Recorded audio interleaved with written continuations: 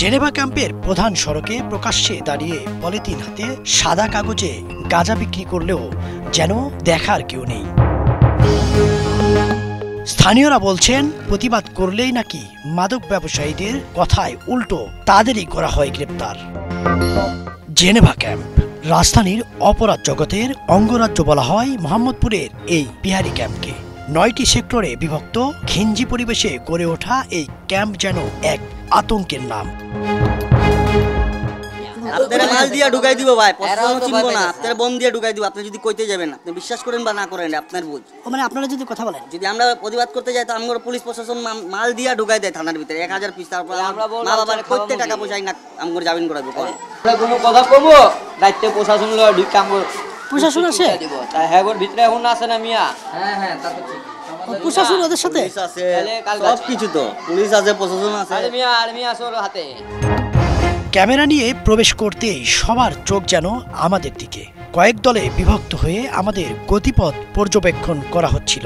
সন্ত্রাসীদের ভয়ে ক্যামেরায় কথা বলতে অধিকাংশই নারাজ। অত সহ্য করতেছি, যদি আমার মার অবস্থা যদি ভালো থাকতো তাহলে আমি এখানে থাকতাম, আমি চলে যেতাম। ভালো মানুষের টাকা 1000 টাকা আর্মিরা লয়া যায় কোন এখান থেকে এত কষ্ট করে একটা চেন বানায় গরিবরা আয়া ধরে কই যে মাদকের টাকা কথা ভাই এই কথা তো কয়া লয়া যায়। অপরাধের এই অভিশপ্ত জীবন থেকে মুক্তি চাই ক্যাম্পে বসবাসকারী সাধারণ পেশাজীবীরা। প্রতিনিয়তই মারামারির কারণে সন্তানদের নিয়ে নিরাপত্তাহীনতায় ভুগছেন অনেকেই। 1000 মানুষ অবৈধ কাজ করে, এরা অবৈধ কাম কইরা সংসার চালায়, এই করে এই করে। তারপর মামলা হাজার হাজার মামলা মহতুর থানাতে আছে, কোর্টে আছে, এটা একটা দুটা না, হাজার হাজার মামলা। যে বড় বড় নেতা আছে ওরা করতে পারে না, তো আমরা কি করব? আমরা তো নিজে মারামারি এলে নিজে বাচ্চাকে নিয়ে আমি ঘরে ঢুকে যাই, তো ওই দিকে যাও নেই। ভয় পায় জন্য এখানে মারামারি হতে থাকে, তো মারামারি হতে থাকে, সব সময় পুলিশ থাকে, কেউ আইলে ধরে নিয়ে যায়, ভালো মানুষ আসতে চাবে।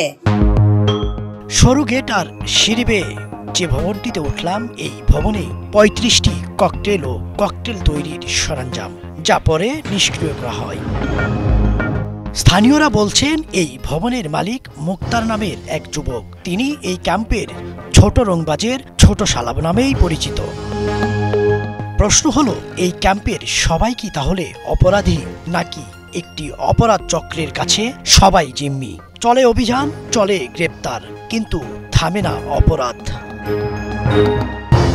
প্রকাশ্যে মাদক বিক্রি, মাদক ব্যবসায়ীদের এখনো ক্যাম্পে ঘুরে বেড়ানো সম্পর্কে জানতে তেজগাঁও বিভাগের উপকমিশনারের দপ্তরে গেলে তিনি কথা বলতে রাজি হননি। ইদ্রিস আলম, বাংলা ভিশন, ঢাকা।